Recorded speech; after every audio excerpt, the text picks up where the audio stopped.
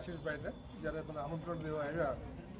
મારો આજે એક પ્રોગ્રામ હતો બરોડામાં, એ પછી કેન્સલ કરી અને આવો લાવો મળતો હોય આ મોટામાં મોટો લાવો છે. કારણ કે આમની બાબાની કૃપાથી જ મારો જન્મ છે. મારા મધર ફાધરને 14 વર્ષ પછી મારો જન્મ, એમના લગ્નના 14 વર્ષ પછી. અને મારા મધરને પ્રેગ્નન્સી નહોતી થતી.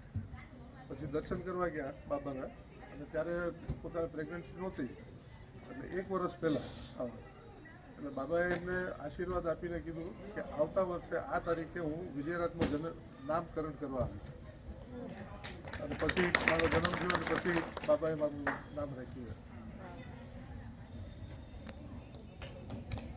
Thank you.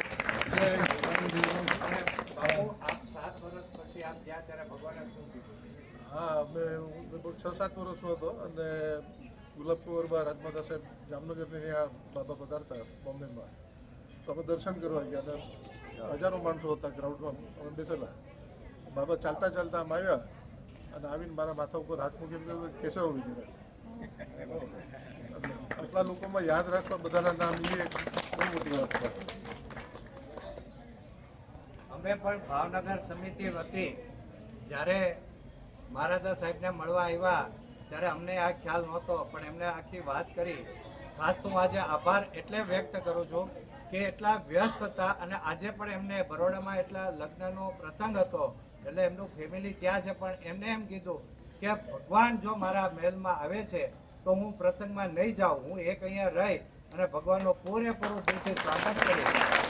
અને આજના દિવસે એટલી હું ખુશી સાથે વાત કરીશ કે પૂરા ઇન્ડિયામાં મહારાજા સાહેબ ભગવાનના 5 રથ ફરે છે. પહેલો એવો રથ છે હંમેશના માટે કૃષ્ણકુમારસિંહજીએ પહેલું અર્પણ કર્યું હતું રાજ્ય આપણું એનું રજવાડું. એમ પહેલું ભગવાનના ચરણમાં આ ભાવનગરનું રજવાડું ભગવાનના ચરણમાં પહેલું જાય છે. 5 રથ ફરે છે આખા ઇન્ડિયામાં, કોઈ જગ્યાએ રથ ત્યાં નથી જો. તો અમે પણ ખૂબ ખૂબ આભારી છીએ. અમારા ગુજરાત સ્ટેટના આધ્યાત્મિક કોર્ડિનેટર સુનિલભાઈને કહીશ કે ગુજરાત સ્ટેટ તરફથી આપણા પ્રેસિડેન્ટે હેમંતભાઈ પટેલે જે સંદેશો આપ્યો છે એ મહારાજા સાહેબના ચરણમાં અને ભગવાનના ચરણમાં અર્પણ કરે. ઓમ શ્રી સાઈરામ.